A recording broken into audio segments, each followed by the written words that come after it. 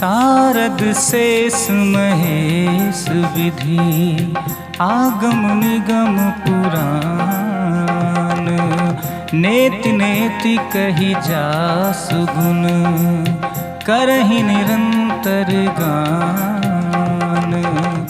अर्थात सरस्वती जी, शेष जी, शिव जी, ब्रह्मा जी, शास्त्र वेद और पुराण ये सब नेति नेति कहकर पार नहीं पाकर ऐसा नहीं कहते हुए सदा जिनका गुणगान किया करते हैं। सब जानत प्रभु प्रभुता सोई, तदपि कहे बिनु रहा न कोई। ताहाँ वेद अस कारण राखा, भजन प्रभाव भांति बहुभाषा। अर्थात यद्यपि प्रभु श्री रामचंद्र जी की प्रभुता को सब ऐसी अकथनीय ही जानते हैं, तथापि कहे बिना कोई नहीं रहा। इसमें वेद ने ऐसा कारण बताया है कि भजन का प्रभाव बहुत तरह से कहा गया है। अर्थात भगवान की महिमा का पूरा वर्णन तो कोई कर ही नहीं सकता, परंतु जिससे जितना बन पड़े उतना भगवान का गुणगान करना चाहिए, क्योंकि भगवान के गुणगान रूपी भजन का प्रभाव बहुत ही अनोखा है। उसका नाम प्रकार से शास्त्रों में वर्णन है। थोड़ा सा भी भगवान का भजन मनुष्य को सहज ही भवसागर से तार कर देता है। एक अनी है अरूप अनामा, अज सच्चिदानंद परधामा। व्यापक विश्वरूप भगवान, तिहि धरि देह चरित कृत नाना।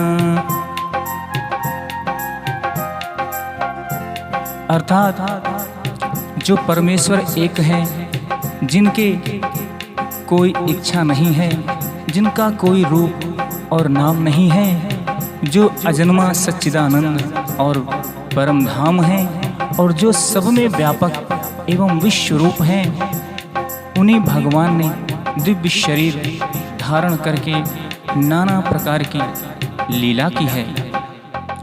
सो केवल भगतन हित लागी, परम कृपाल प्रणत अनुरागी। जेहि जन पर ममता तिज छोहु, जेहि करुणा कर कीन न को। वह लीला केवल भक्तों के हित के लिए ही है, क्योंकि भगवान परम कृपालु हैं और शरणागत के बड़े प्रेमी हैं, जिनकी भक्तों पर बड़ी ममता और कृपा है। जिन्होंने एक बार जिस पर कृपा कर दी, उस पर फिर कभी क्रोध नहीं किया करते। गई बहोर गरीब निवाजु, सरल सबल साहिब रघुराजु। बुध बर नहीं हरि जस अस जानी, करहि पुनीत सुफल निज बानी। वे प्रभु श्री रघुनाथ जी गई हुई वस्तु को फिर प्राप्त करने वाले गरीब निवाज, दीन बंधु, सरल स्वभाव, सर्वशक्तिमान और सबके स्वामी हैं। यही समझकर बुद्धिमान लोग उन श्री हरि का यश वर्णन करके अपनी वाणी को पवित्र और उत्तम फल, मोक्ष और दुर्लभ भगवत प्रेम देने वाली बनाते हैं।